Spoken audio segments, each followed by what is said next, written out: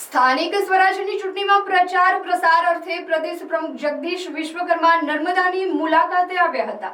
હરસિદ્ધિ માતાજીના દર્શન કરી રાજપીપળા કમલમ ખાતે પહોંચી સહકારી આગેવાનો તથા પ્રબુદ્ધ નાગરિકો સાથે બેઠક કરી હતી.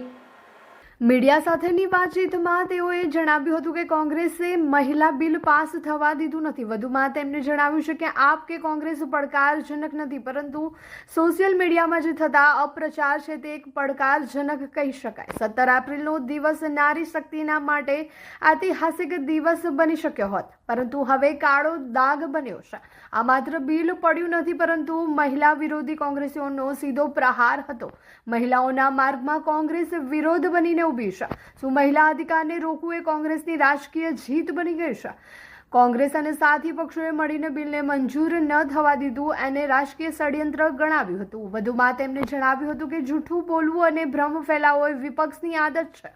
કોંગ્રેસને દેશની મહિલા શક્તિ જરૂરથી જવાબ આપશે.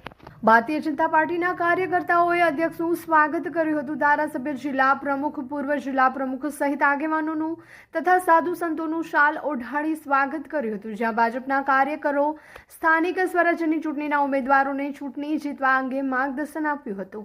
મીડિયાને પ્રદેશ અધ્યક્ષે જણાવ્યું હતું કે સમગ્ર ગુજરાતમાં સ્થાનિક સ્વરાજ્યની ચૂંટણીમાં 10,000 કરતાં વધુ ઉમેદવારો ચૂંટણી લડી રહ્યા છે.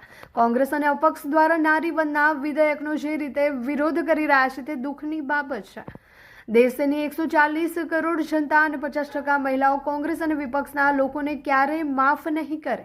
આગામી દિવસોમાં દેશની મહિલાઓ ચોક્કસ એનો જવાબ આપશે.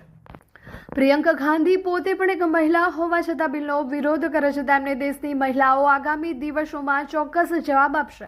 આપ અને કોંગ્રેસ દ્વારા સોશિયલ મીડિયામાં નેગેટિવિટી જેવી રીતે ફેલાવી રહ્યા છે એ દુઃખની બાબત છે. વિપક્ષના લોકો માત્ર ચૂંટણી પ્રચારમાં આવે છે અને ચૂંટણી પછી જતા રહે છે.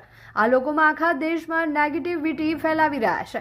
એનાથી ચેતજો. છેલ્લા 25 વર્ષની ભારતીય જનતા પાર્ટી અને વડાપ્રધાન નરેન્દ્ર મોદીના વિકાસના કામો કરી રહ્યા છે.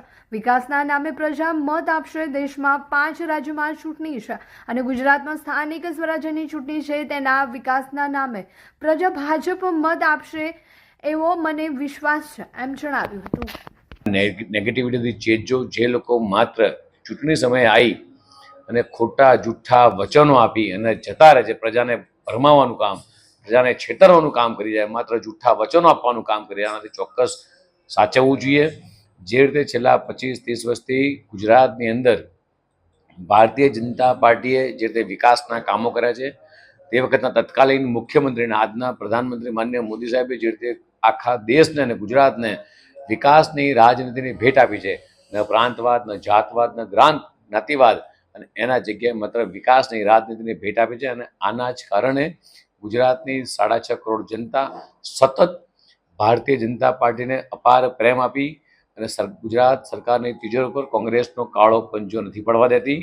આ એટલી જ હકીકત બાબત છે. પણ આપના માધ્યમથી એવું ચોક્કસ કહીશ કે સોશિયલ મીડિયાના માધ્યમથી આજની જનરેશને, મારી માતાઓ બહેનોએ ચોક્કસ ચેતવાની જરૂર છે કે જે લોકો આપણને ખોટા ભરમાઈ રહ્યા છે, આ જ એક મોટું, સૌથી મોટું દૂષણ છે.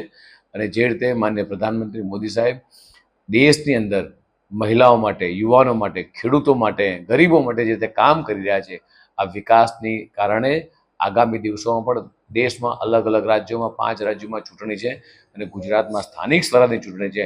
એમાં મને પૂરેપૂરો ભરોસો છે કે ખૂબ સારા પરિણામ આગામી દિવસોમાં આવશે. ઉનાળાની સિઝનમાં ફરવાનું આ એક સ્થળ તો યાદ બધાને આવે જ છે, એ છે વોટર પાર્ક.